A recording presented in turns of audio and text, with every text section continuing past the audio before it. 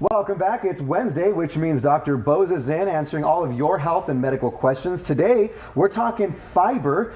A lot of hype around fiber. What do we need to know, doctor, about fiber? What good fibers, bad fibers? What kind of fibers do we need to take?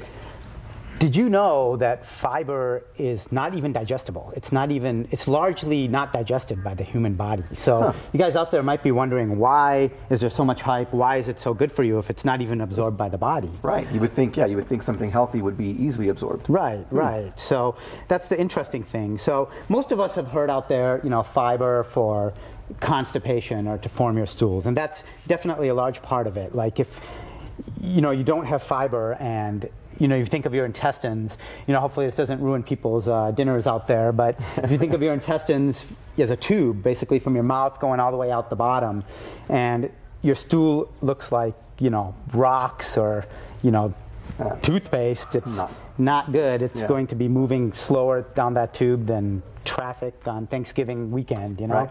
So what basically fiber does is it forms the stool. It provides bulk and it prevents constipation. And you might have heard of the BRAT diet in diarrhea patients, and it's basically fiber. BRAT stands for bread, rice, applesauce, and toast. So if you have diarrhea, that diet has often been advocated, and it's just bulking the stools. And it's things like this that provide bulk and prevent constipation. But there's another huge effect for fiber, and that's it helps your heart. Isn't that crazy? It's not even digested, but it helps your heart. Interesting. And how so? How does it do that? Well, the way you can think of it is think of oatmeal.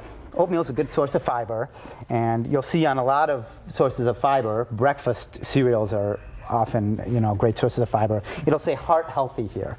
And the reason it's heart healthy is because when you make this oatmeal, most of us here have had oatmeal, it forms like a gummy substance. It becomes gummy, kind of like beans. I guess in Texas we should have shown pinto beans, but basically the beans here, they form like this gummy substance, same as when you cook carrots.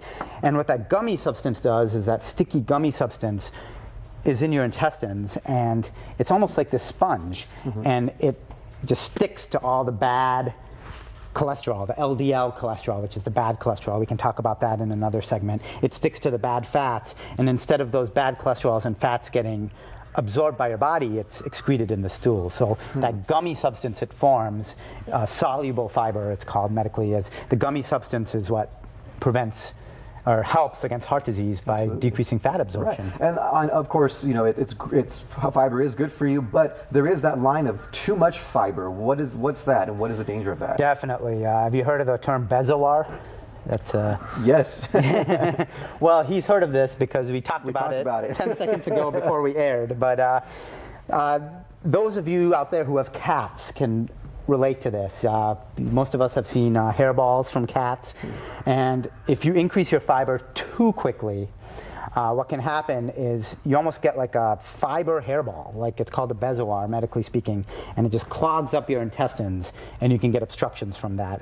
It's bad news. Right. So the point out there for you guys is increase gradually. You should get about 25 to 35 grams of fiber a day. It's kind of age dependent, but most people are getting not even a half of that. And then all of a sudden, if you start taking all these supplements, you can just clog up, and that's bad news. All right, Dr. Sudip Bose, thank you so much for joining us. And if you have any health or medical questions you want answered here on the front page on Wednesdays, go ahead and submit them to the email or Facebook pages there on your screen.